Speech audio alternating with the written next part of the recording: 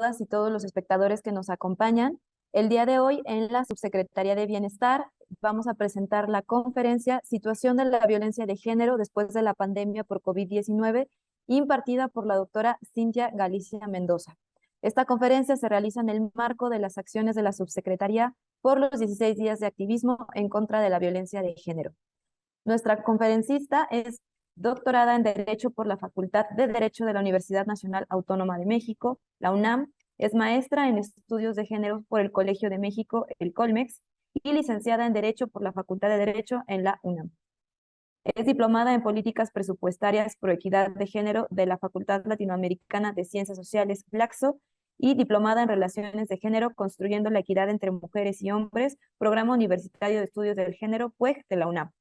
Ha sido nombrada como Ombudsperson, mediadora del comité que da seguimiento a casos de violencia de género en el Senado de la República en 2018. Asimismo, es docente de diversos cursos y materias de género, derechos humanos de las mujeres, violencia y feminicidio en el Museo de Memoria y Tolerancia AC de 2011 a 2021. Fue docente en el Seminario de Violencia Familiar en el doctorado en Psicología, Instituto Sencali AC de 2018 a 2019. Ha sido docente de extensión académica en la Universidad Iberoamericana, docente e instructor especialista de la División de Educación Continua de la Facultad de Estudios Superiores Cuauhtlán en la UNAM, y ha sido seleccionada como la experta nacional en materia de violencia de género por el Instituto Nacional de las Mujeres y la Comisión Nacional de Violencia, para formar parte del primer grupo de trabajo que realizó investigaciones para determinar la emisión de la alerta de violencia de género en el estado de Guanajuato 2014. Asimismo, fue seleccionada por la sociedad civil como jueza del Tribunal Permanente de los Pueblos sobre Feminicidio y Violencia de Género en 2013. Es coautora del Modelo Integrado para la Prevención de la Violencia Familiar y Sexual y es autora del Diagnóstico Nacional de Feminicidio de la Cámara de Diputados. Doctora, en nombre de la Subsecretaria de Bienestar, María del Rocío García Pérez, y de la licenciada Uritzimar Jazmín San Martín López, directora general para el bienestar de niñas, niños y adolescentes, le damos la más cordial bienvenida. Bueno, muchas gracias a la Secretaría del Bienestar por invitarme y por participar de, de estos actos de memoria en conmemoración precisamente del día 25 de noviembre.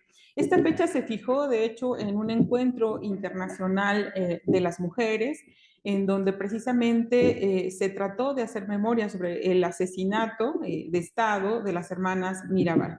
Bueno, pues hoy vamos a hablar en esta conferencia sobre eso de lo que no se habla, estos silencios, lo que está detrás de cada una de las situaciones, y es la situación de violencia de género en el contexto precisamente de la pandemia por COVID-19 y post-pandemia COVID-19.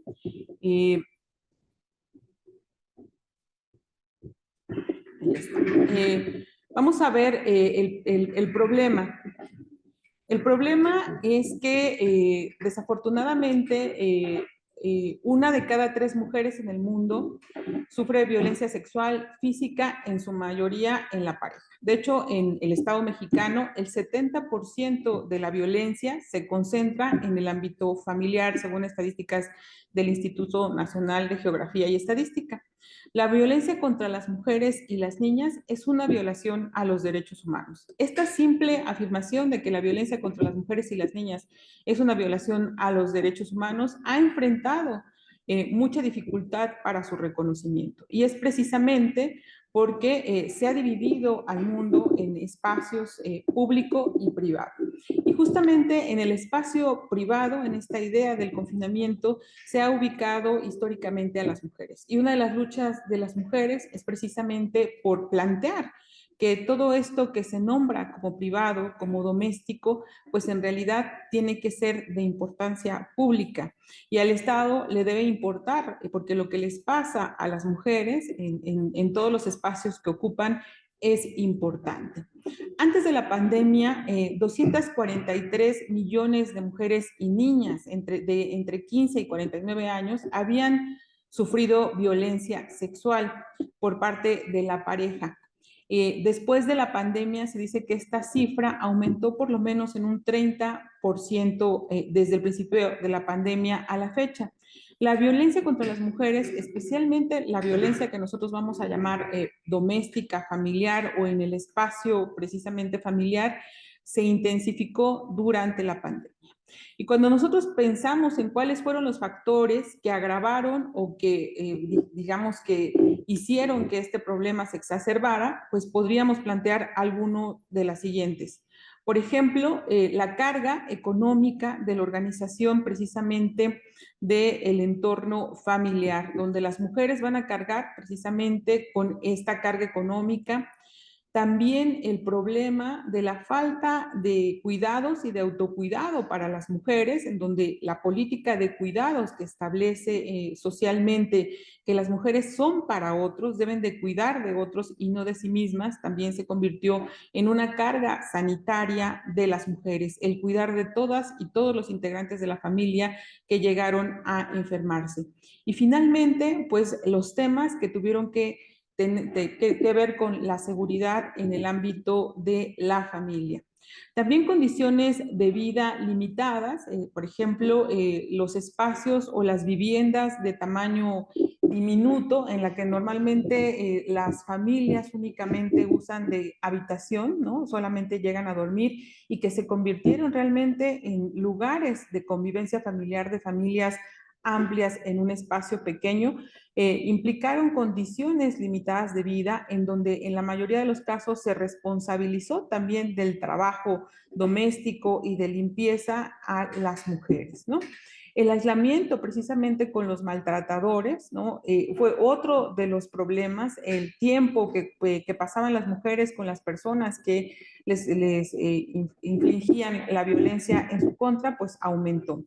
También hubo muchos problemas de violencia del transporte. De hecho, cuando en las familias se tomaba la decisión de quién iba a quedarse confinado al cuidado de los enfermos, pues siempre se elegía a las mujeres y se restringía el movimiento de las mujeres.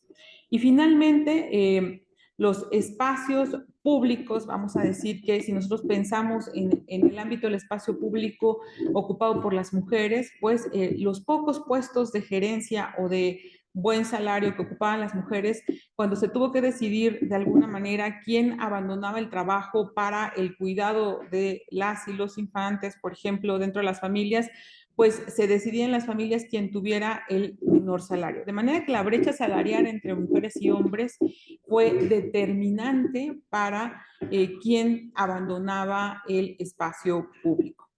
Y justamente en la sombra del COVID estaba todo esto de lo que no se hablaba y ocurría la violencia contra las mujeres.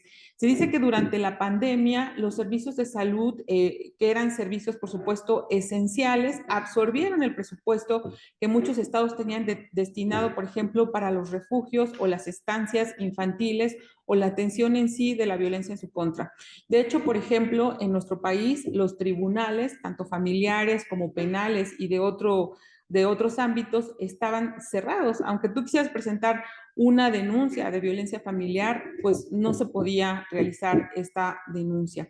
Las líneas del 911, en el caso del Estado mexicano, también se vieron saturadas de llamadas. Las mujeres y las niñas se encontraron cada vez más aisladas y sin posibilidades de pedida de ayuda, siendo que los servicios públicos de apoyo a las mujeres que viven violencia se encontraban cerrados y los recursos de ayuda cada vez disminuyeron más durante la pandemia.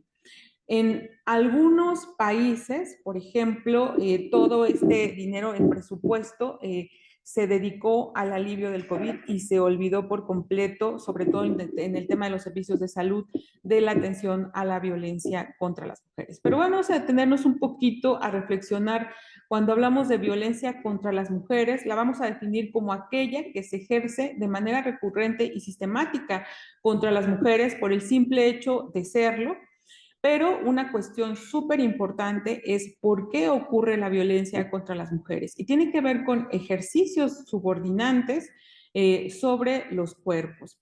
Es decir, todo acto de violencia va a ser un acto de disciplinamiento de un cuerpo en donde va a haber un orden social previamente establecido que marca un conjunto de privilegios, ya sea de clase, raza, género, no sé, color de piel, etcétera, hacia un grupo de personas sobre otro. Entonces va a haber un orden social, que es un orden social en este caso de género, que distribuye poder en razón precisamente del sexo y que asigna los lugares que deben de ocupar socialmente las mujeres y los hombres. De manera que la violencia de género se va a utilizar como una práctica de disciplinamiento, de jerarquización del cuerpo y de reasignación del género. Es decir, aquellas mujeres que no cumplen con este papel social y culturalmente asignado a través de los roles sociales y de género y los estereotipos de género, van a ser principalmente mujeres que viven violencia. Por eso se llama violencia de género, que es todo acto precisamente basado en la pertenencia al sexo femenino que tenga o pueda tener como resultado un daño o sufrimiento físico, sexual o psicológico, pero también incluye, por supuesto, las amenazas, la coacción o la privación arbitraria de la libertad, la violencia emocional. De hecho, los trastornos de ansiedad se exacerbaron durante la pandemia hacia las mujeres por el nivel de violencia psicológica que se ejerció en su contra al responsabilizarlas del cuidado del núcleo familiar. Y de acuerdo con el INEGI, el 36% de las mujeres trabajadoras, digamos, en el ámbito del servicio público han sido objeto de burlas, de apodos hirientes y han vivido violencia en el ámbito laboral.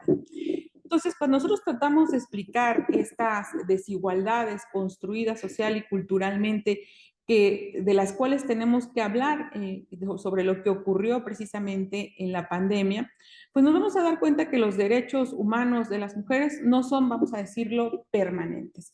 Ahí donde las mujeres avanzan hacia un mejor estatus, esta mejor vida, esta aspiración del movimiento de mujeres, que es el tener una buena vida, una vida que merezca ser vivida, pues se ve limitada precisamente por la desigualdad de quienes quieren detentar poder sobre los cuerpos de las mujeres. Y en la historia de la humanidad, vamos a decir que la práctica de segregación y de jerarquización a través de la violencia contra las mujeres se naturalizó en un orden asimétrico que oponía pues precisamente la naturaleza y la biología a la cultura y a la razón, en donde por razones supuestamente biológicas se le atribuía a las mujeres en razón del sexo precisamente todas las políticas y todas las labores de cuidado en el entorno familiar. De manera que nosotros cuando reflexionemos sobre esto tenemos que pensar que las personas actuamos tal cual performativamente como mujeres o como hombres porque hay una sociedad que nos asigna roles y estereotipos sociales de forma violenta sobre todo y que va a haber este conjunto de micropoderes y de microprácticas de poder para que nosotros nos comportemos como el orden social nos manda que nos comportemos. Vamos a decirlo así, esta es precisamente la práctica de desigualdad. Hay una desigualdad entonces construida socialmente también que se refleja en las oportunidades y el ejercicio de las libertades fundamentales. Y cuando nosotros hablamos de las libertades fundamentales, podríamos plantear cualquier libertad. En el caso del confinamiento en el COVID y post-COVID-19, una de las libertades centrales de las mujeres incluso fue pues esta posibilidad de salir, esta libertad de transitar, de no estar confinadas, de tomar las decisiones de no estar confinadas y de abandonar el núcleo familiar y la política de cuidado para continuar en el ámbito laboral. Y una categoría que se usa para comprender la desigualdad de género es la que se conoce como la división sexual del trabajo, la cual refiere a la diferencia de roles y papeles que van según a estar estructurados en razón del género. Y vamos a ver que acá deviene de este mito, ¿no? Del supuesto mito precisamente del origen de la humanidad, en donde se creía que las mujeres éramos las recolectoras y los varones cazadores, que no es otra cosa más que un mito. En realidad, en la historia, en la prehistoria, vamos a decir, el trabajo que realizaban las mujeres era igual de importante al que realizaban los varones. Sin embargo, el Estado moderno va a cimentar las bases para privar a las mujeres de una remuneración por el trabajo que aportaban precisamente dentro de la organización estatal. Y se crea esta institución precisamente de la familia, que va a ser creada por una política de Estado para que le ayude precisamente en esta idea del bienestar social. Se dice que sin la familia el Estado no podría con la carga de la seguridad social, de los cuidados de las personas, ¿no? ¿Y qué se asigna en las familias a las personas? Por ejemplo, se va a asignar, se va a crear la institución de la maternidad, la institución de la familia y la infancia. La maternidad y la crianza asignadas van a ser a las mujeres. ¿Por qué? Por el hecho de ser mujeres, por tener órganos reproductivos, decíamos, en razón de la biología. Y van a ser construcciones sociales, ¿no? Cuando nosotros estudiamos la historia de la familia, de la maternidad y de la infancia, vamos a ver que fueron creadas social y culturalmente con fines precisamente, pues, de domesticar a las mujeres, ¿no? Entonces, nosotros vamos a ver que hay un lugar diferenciado, aparte a esto que se les asigna a las mujeres, ¿no? Los cuidados maternos, la crianza, etcétera, no se le da un valor económico ni social. Van a perder estatus cuando se dedican a la maternidad, ¿no? Entonces, todas estas ideas van a tener una conexión con el poder que van a tener en las sociedades las mujeres. Y sobre esta división sexual del trabajo, una de las prácticas jerárquicas y discriminatorias más importantes que van a afectar a las mujeres precisamente y que causan o producen desigualdad es el hecho de que las mujeres tengan una trabajadora, sobre todo tengan una doble o triple carga de trabajo. Esto que le vamos a llamar la doble jornada, el tener una jornada de trabajo y adicionalmente realizar actividades no remuneradas para el hogar. Entonces, pensemos una vez más en esto de lo que no se hablaba durante la pandemia, que era de estas mujeres realizando el trabajo no pagado en el hogar, ¿no? Cuando nosotros pensamos en las instituciones como esta Secretaría de Bienestar Social y qué pueden hacer las instituciones para propiciar la igualdad, pues implica precisamente hablar de estas sombras, de lo que está detrás de las mujeres que trabajan en la institución, de lo que no se habla, decía por ahí Firestone, una teórica feminista, ¿no? Estos silencios de larga duración, de lo que todo mundo sabemos que ocurre, pero cuáles son cómo nos involucramos con esto que ocurre. Implica garantizar a las mujeres precisamente igual salario por igual trabajo en todas las instituciones, la posibilidad de ascensos laborales, el reconocimiento de las necesidades organizativas diversas de mujeres y hombres, la flexibilidad en los horarios, el trabajo de entrada y salida, y sobre todo cuando pensamos en trabajo a distancia, el horario pues tiene que ser flexible y generar un equilibrio entre la vida personal y laboral, lo que nosotros llamamos conciliación laboral, y representación paritaria en altos cargos con poder de decisión. Respecto a lo que podrían hacer las instituciones, respecto a lo que ocurrió post-COVID, pues vemos que se amplió, vamos a llamarlo así, la brecha de desigualdad y de género, es decir, la diferencia de poder trabajar, de poder estudiar, de poder tener un proyecto de vida propio, de poder transitar por donde se quiera post pandemia. La brecha de género va a ser esta medida estadística que muestra la distancia entre mujeres y hombres respecto a un mismo indicador. Y en la actualidad, en la mayoría de los países, la diferencia salarial entre varones y mujeres es de un 20%. Esto lo vamos a llamar la brecha salarial. Y el desempleo femenino va a ser 2 o 3 veces mayor o superior, ¿no? Es decir, la brecha de empleo es del 50%. Vamos a empezar a hablar de lo que ocurrió en concreto ya dentro de esta pandemia y en esta post-pandemia, cómo se está midiendo, ¿no? Y la sombra de la pandemia justamente tiene que ver sobre todo con el mundo del trabajo, y no estoy refiriéndome nada más al trabajo en el ámbito como remunerado, sino también en el ámbito del trabajo no remunerado que realizan las mujeres, que creció. Y la violencia contra las mujeres, precisamente en el hogar, pues una de las prácticas más violentas, pues justamente fue el que se les asignara estas jornadas extenuantes de trabajo, ¿no? Las mujeres se declararon dentro de la pandemia agotadas, ¿no? Extenuadas, ¿no? Muchas de ellas presentaron incluso síndromes psicológicos de cansancio, ¿no? Y bueno, la idea es que el Estado pueda realizar algunas acciones para mantenerlas seguras en el hogar y en el trabajo. Y hablando de estas medidas que se podrían tomarse por parte de las instituciones, pues sobre todo para llevar a cabo la prevención, las instituciones no hablan del número de mujeres, por ejemplo, que renunciaron post pandemia a las mismas, ¿no? Y cómo la violencia de género es una marca central para la permanencia en el trabajo, ¿no? Por ejemplo, llevar a cabo la prevención, la evaluación del riesgo y la planificación de acciones de seguridad y ofrecer apoyo. Normalmente las instituciones únicamente se concentran en la violencia que ocurre dentro de las instituciones, cuando la responsabilidad derivada de las propias legislaciones nacionales implica que se deben de preocupar por toda la violencia que ocurre hacia las mujeres. Por ejemplo, asegurar a que sus gerentes, si se trata de la iniciativa privada o los altos mandos de las instituciones públicas, puedan identificar los signos de violencia en una mujer, por ejemplo, que no se presenta a trabajar. Y crear una cultura en un lugar de trabajo donde las sobrevivientes de violencia puedan contar con la institución para la permanencia y la seguridad del empleo.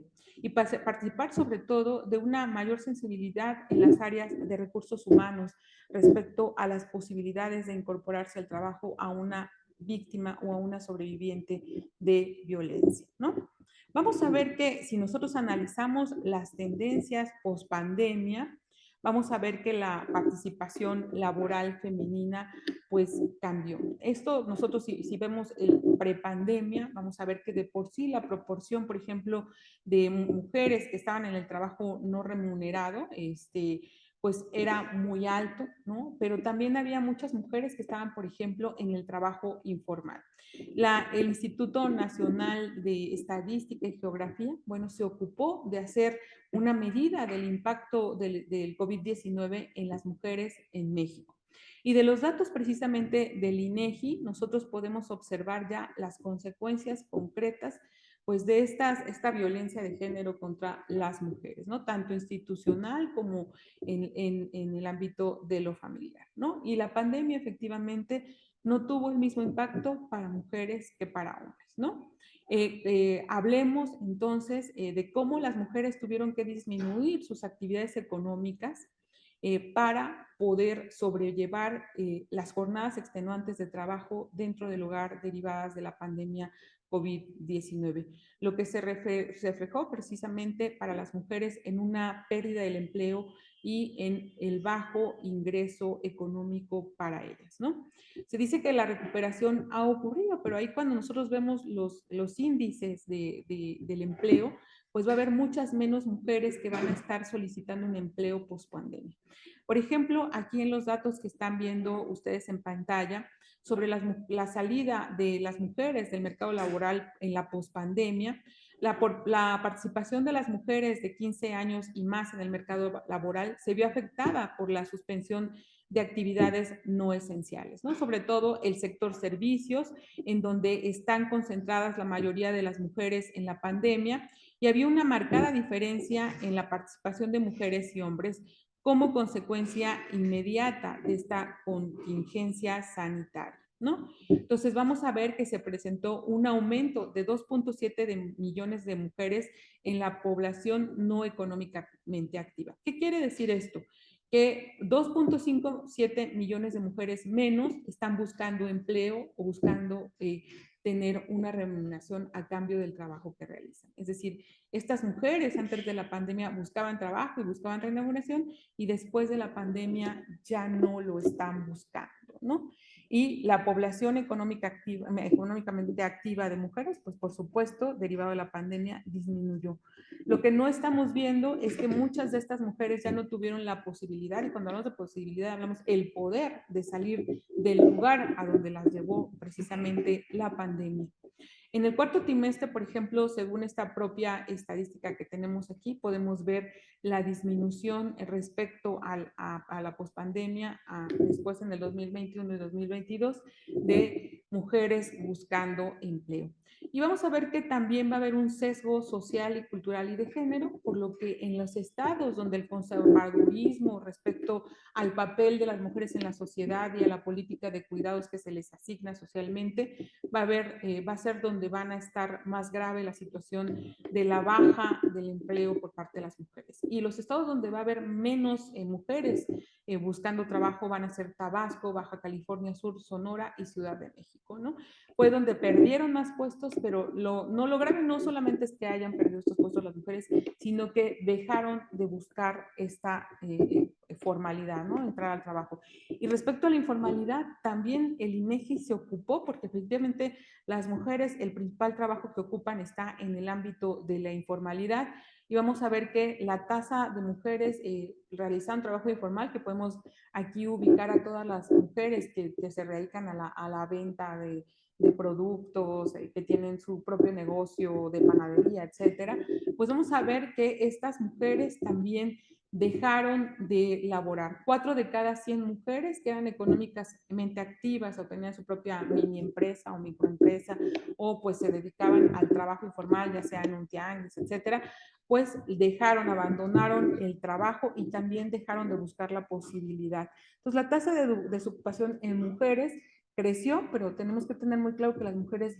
ya no están buscando. Entonces va a haber un conjunto de roles en función del sexo que van a estar relacionados con esta búsqueda de empleo o de trabajo no remunerado por parte de las mujeres. Pero sin ingreso, pues desafortunadamente las mujeres van a perder el poder de decidir por sus propias vidas y también van a sufrir una nueva forma de violencia que es la violencia económica en su contra, que implica que quien es el proveedor dentro del núcleo familiar toma decisiones sobre la distribución de los ingresos al interno y, bueno, es otra práctica de violencia. Para nosotros tenemos claro, para el movimiento de mujeres, que el ámbito, el empoderamiento económico de las mujeres es la base del ejercicio de muchas de sus libertades. Pero esto tiene muchas explicaciones, también explicaciones que tienen que ver con el orden social y público, y en general vamos a ver que tanto hombres como mujeres van a enfrentar obstáculos cuando tratan de volverse a emplear en la pospandemia, pero pues las mujeres van a enfrentar unos obstáculos que son diferenciados en razón del sexo y que tienen que ver con conciliar precisamente la vida laboral con la vida familiar. Los obstáculos pues son, uno va a ser primero que cuando tienen que elegir entre el cuidado de la familia y estas políticas que les son asignadas y renunciar al trabajo, pues muchas de ellas renunciaron al trabajo y se convirtieron en las maestras en el hogar, ¿no? En las acompañantes de los niños para que se pudieran conectar, en las educadoras precisamente de los niños, en las acompañantes de la educación a distancia de los niños, en las que realizaban precisamente las labores de cuidado y el trabajo doméstico dentro del hogar. Y muchas de ellas se vieron en la necesidad de renunciar porque no había quien realizara este trabajo de cuidados. Por otra parte, las jornadas en el teletrabajo o en el trabajo a distancia se exacerbaron. Por ahí la Universidad de Buenos Aires realizó un estudio sobre cuántas veces una mujer que estaba en el teletrabajo era interrumpida por sus hijos e hijas o por algún integrante de la familia respecto a cuántas veces era interrumpido un hombre. Mientras las mujeres eran interrumpidas 51% más veces que los varones cuando estaban trabajando, porque la familia no tomaba en serio el trabajo de las mujeres y las mujeres enfrentaban la culpa frente a sus empleadores de no poder de alguna manera estar completamente dedicadas al trabajo. Sobre todo las mujeres que tenían altos mandos, mandos de gerencia, el que se visibilizara que además de ser las gerentas o las directoras generales de alguna institución, además tenían esta carga del trabajo doméstico, pues les representó precisamente una culpa. Y los horarios de las jornadas de trabajo en el teletrabajo, en vez de disminuirse, pues se extendieron. La disponibilidad que se pedía a las mujeres ya no era de 8 horas al día, como debería ser la jornada laboral en México, sino de tiempo absoluta y totalmente completo, prácticamente 24/7, lo cual para las mujeres implicó pues incluso pues una carga de extremo cansancio. Muchas gerentas, en una encuesta que está también por ahí que hizo Forbes, se va a poder ver que las mujeres de altos mandos se declararon exhaustas a través de la pandemia por tener que realizar el trabajo de casa y combinarlo junto con el teletrabajo, ¿no? La falta de corresponsabilidad de las personas que estaban en el núcleo familiar, ¿no?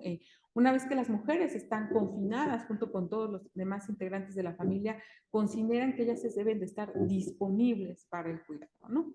Y no hay corresponsabilidad, aun cuando la familia está integrada por muchas y muchos miembros, vamos a ver que los otros miembros no se consideran responsables de estas políticas del cuidado, que incluyen, por supuesto, la realización del trabajo doméstico dentro del hogar. Ahora, pensemos, por ejemplo, en las mujeres que tienen familias uniparentales, estas famosas jefas de familia, ¿no? Que han sido reconocidas ya como tales, o madres solteras, también llamadas así en los trabajos sociales, cuidando solas a sus hijos e hijas, ¿no? Sin lugar a donde llevarlos, sin guardería, porque todo se encontraba, recordemos, cerrado, ¿no? Y esta idea de la familia unipersonal, en donde la mujer pues no tenía este apoyo para el cuidado, ¿no? La falta de corresponsabilidad, estamos hablando de una falta de corresponsabilidad social que no volteó precisamente a ver lo que estaba ocurriendo en la vida de las mujeres en la pandemia, y que en la pospandemia, por ejemplo, se reflejó en trastornos de ansiedad para muchas mujeres, ¿no? En problemas incluso de tipo de salud emocional y mental, precisamente por la carga de trabajo excesiva, ¿no?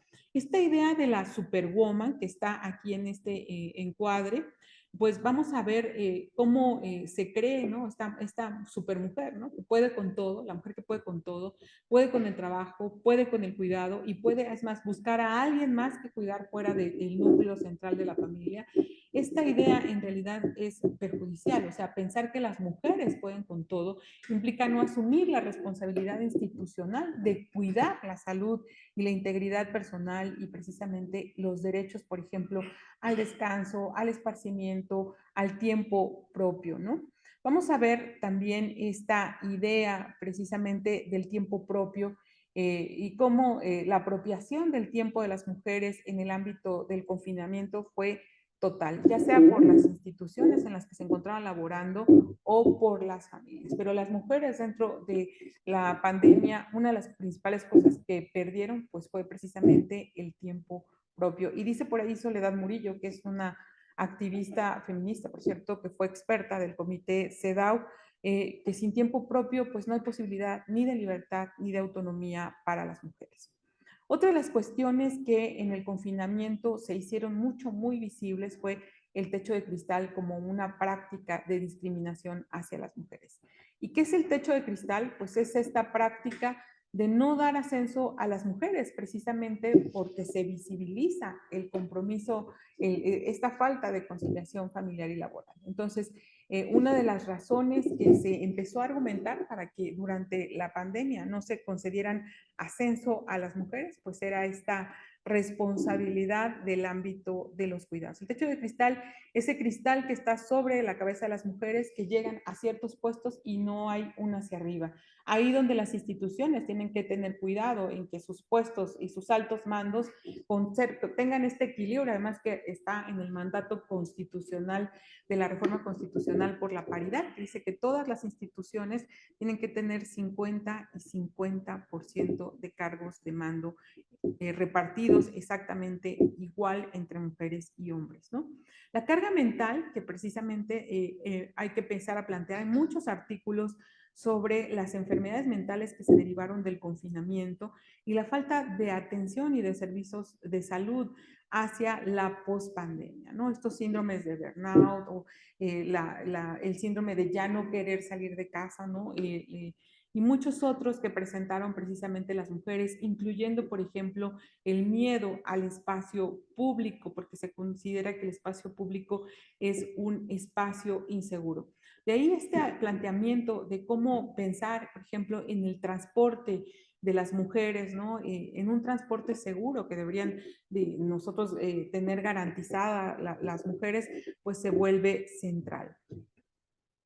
Otro tema, pues, es el peso de la culpa que tienen las mujeres, ¿no? La culpa por no realizar lo que nos dicen socialmente y culturalmente que es nuestra obligación de realizar, de manera que cuando uno voltea hacia otro lado y camina hacia adelante, hacia un proyecto de vida propio que no concuerda con lo asignado socialmente, pues va a tener que llevar en la espalda la carga y el peso de la culpa, de lo cual pues es muy difícil defenderse. Este derecho humano a tener un proyecto de vida pues es un derecho humano que se debe de fomentar y que se debe de alentar en las mujeres precisamente a no sentir culpa por tener este proyecto de vida propia.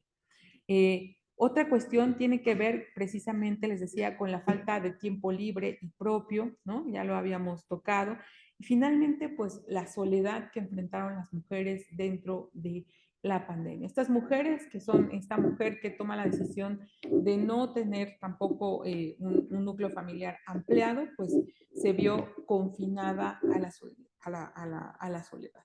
Vamos a ver que dentro de la pandemia, desafortunadamente, se pudo observar estas categorías de género, ¿no? Estas prácticas discriminatorias hacia las mujeres de manera exacerbada. Les decía que los servicios del 911 reportaron estar, digamos, saturados de llamadas por parte de mujeres que vivían violencia y que estaban enfrentando estos problemas y además problemas a los que el 911 no podía dar solución, porque como les mencionaba, no había ni tribunales, ni mucho menos otras cuestiones en donde nosotros pudiéramos pensar. Pero pues, ¿cómo cerrar? Vamos a pensar, para cerrar también esta conferencia, ¿cómo podemos cerrar esta brecha de desigualdad que abrió la pandemia, ¿no? Por supuesto que lo que ya hemos puesto históricamente sobre la mesa, el movimiento de mujeres, es más vigente que nunca y es este cuidado que tenemos que tener siempre de los derechos humanos ganados por este movimiento, ¿no? Lograr la igualdad, remuneración y el trabajo precisamente no pagado y la valoración del trabajo doméstico. Justamente dentro de la pandemia, las trabajadoras domésticas fueron uno de los sectores más marginados.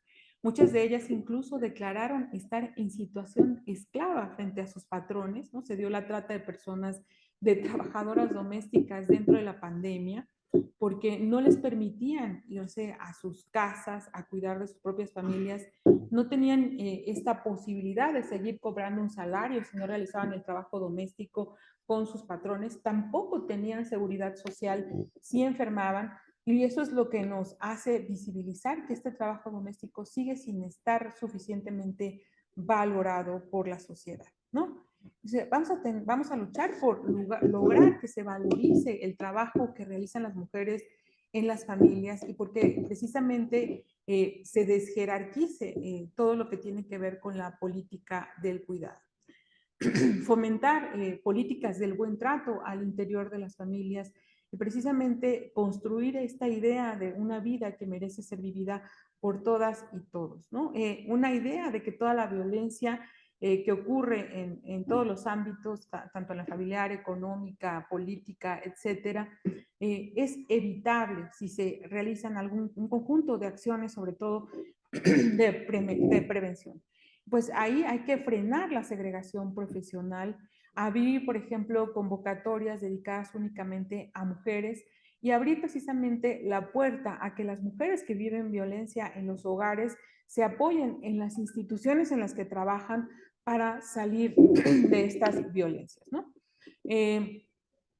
Sobre todo, eliminar la discriminación en todo lo que tenga que ver con el interno de las instituciones, ¿no? Crear protocolos de atención a la violencia que incluyan la violencia, no nada más que ocurre como el tipo moving, ¿no? Que es el acoso laboral o el abuso de poder, evitar el abuso de poder por quienes tienen poder en las instituciones a través del hostigamiento y el acoso social, prohibir la violencia de género, tener una política de cero tolerancia a las mujeres y, por supuesto, promover la conciliación del trabajo y de la familia, ¿no?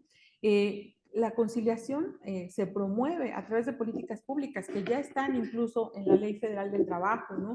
Como la creación de, por supuesto, instancias infantiles, la creación de lactarios dentro de las instituciones y precisamente el pensar que una práctica de empoderamiento es permitir a las mujeres que puedan asumir esta carga asignada socialmente de manera que no tengan que abandonar su proyecto de vida ni su capacidad de tener una remuneración económica y crear empleos precisamente que tengan que ver con cuidados, pero que sean empleos bien remunerados y de calidad, en donde pues valorar todo este otro trabajo por las instituciones en las donde se emplean las mujeres, que realizan las mujeres esta doble jornada, ¿no? Hacer visible la discriminación estructural que lleva a las mujeres a estar permanentemente agotadas durante la pandemia, pues es algo muy importante. Y proteger a las mujeres de sufrir una crisis económica cuando presentan su renuncia. De manera que debido a